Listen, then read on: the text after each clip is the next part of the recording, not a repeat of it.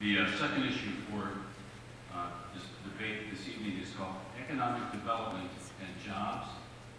And that goes to you, Mr. Lloyd. You begin, please. Thank you very much. A big part of being the state rep is to help businesses in Franklin and Medway to work on ways to get people back to work. People are struggling. I recognize that. People are struggling and I want to help them out. Now, I spent some time at a company called Zephyrmetrics, a Franklin biomedical company that helps scientists fight infectious diseases.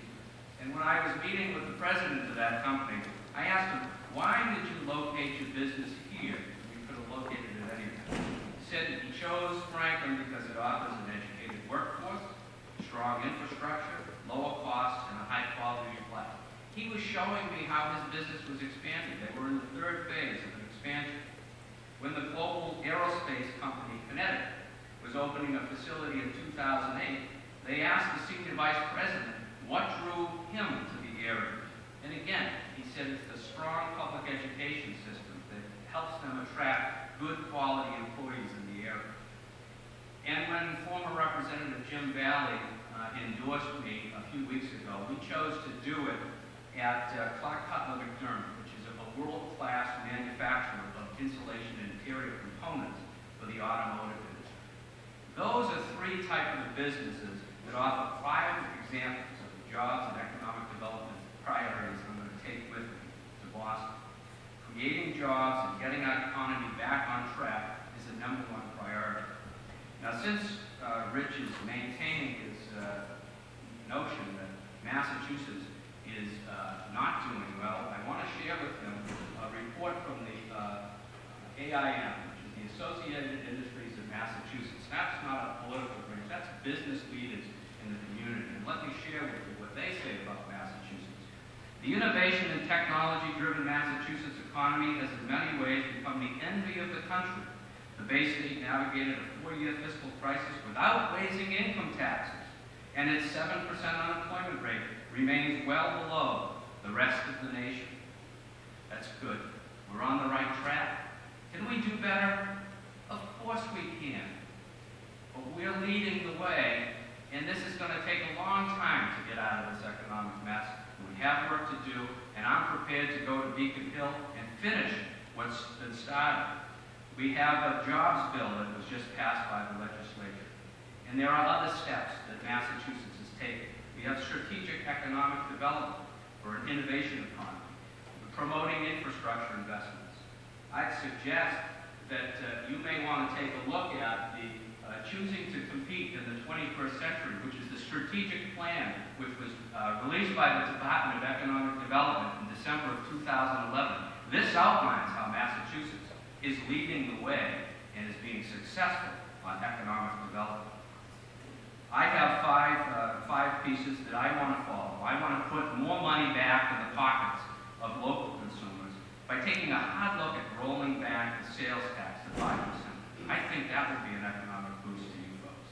I want to work with local, state, and federal officials to help small businesses and give them the assistance and infrastructure grants that they need. I want to improve public higher education because we have a lot of jobs out there that people simply are not qualified to do, and we have to educate them.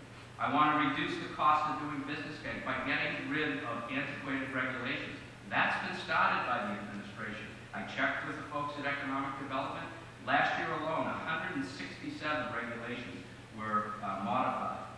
And finally, I want to partner with the leaders in Franklin and Medway to support them and their needs. And let's get this economy back on track. We're on the right track, and we have to finish what we started. Thank you.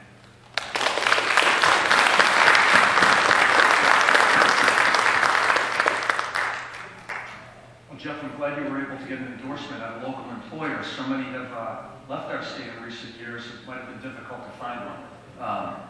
And I'm going to continue to bash Beacon Hill on issues like speakers of the House from your party being indicted federally. It's a disgrace. It doesn't happen in other states. We set the record for that. It's unacceptable, and I will speak out about that. I'll speak out about it on this stage, and I'll speak out about it when I get to Beacon Hill as well. We're currently ranked 47th out of 50 states by Fortune 500 CEOs. This is a failing grade by our legislature. And no, Jeff, to answer your question, that is not good enough. A third of the businesses headquartered in this state have left in the last 20 years. A third of them have gone, taking with them the pride that those job owners had in their jobs when they lost them, taking with them the tax revenue that was born from those jobs that fund everything that we care about locally.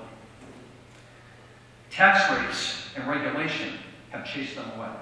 And these are the employers that wanted to be here. Think about that. They decided to make a go of it here. They invested in the community. They hired our citizens. They wanted to be here and left. Those statistics don't even begin to measure the employers that surveyed the landscape here in Massachusetts politically and decided this wasn't the place for them and never even made a start on it here. Look at companies like EMC, Jeff. Look at companies like Fidelity and how they've left this state. The Pioneer Institute did a great study on the financial services institutions when so many of Fidelity's jobs left. And what they found was, just in our neighboring states, states like Rhode Island and New Hampshire, the same companies with the same fixed cost going over our state line were infinitely more profitable because of the breaks in the tax that they got from those states and not in this state. So the jobs are left. Fidelity's left. EMC has sent countless jobs down to the Carolinas. This isn't working. We're not competing with our neighboring states. We're not competing with the states around this country. It's not working. The statistics bear this out. And if you don't see that, and if you think that things are going great, then sending you to Beacon Hill is not going to help change the problem, Jeff. We're overly regulated. For an example, our state passed a data security regulation that goes far beyond what the federal FTC regulations require. The Small Business Association estimates this is going to cost businesses of 10 employees or more an average of $9,000 a year to meet our heightened regulation. It's not necessary. We've got federal regulations to deal with this. But our state wants to make the burden greater for our employers. It's the wrong priority. Now, the Democrats have caused these higher taxes. They've had control. They've caused the increased regulation. But it is, after all, an election year. So the Democratic Party is now in favor of jobs. Saying you're for jobs while creating conditions that drive them away is like saying you're for the rabbits running in the field while releasing the wolves to hunt them down. You know what happens? The rabbits run away. They go to safer pastures. And so they have done in this state. These employers aren't the only ones to leave. Our residents, as I mentioned earlier, are leaving in record numbers. And these jobs and these residents aren't leaving because of the weather. On the contrary, the Census Bureau will demonstrate that the great majority of them are going just over the state line to our neighboring New England states, where I'm told it snows just as enthusiastically. Here's what needs to change. We need to follow the example of our neighboring states and provide tax relief that makes it attractive to employers. We need to decrease unnecessary regulation. And we need to enforce immigration laws. We need to enforce immigration laws. Bringing in illegal immigration to this state and having our employers compete with employers that don't have to follow the law, don't have to pay taxes, don't have to follow regulations, puts them at a competitive disadvantage. Thank you.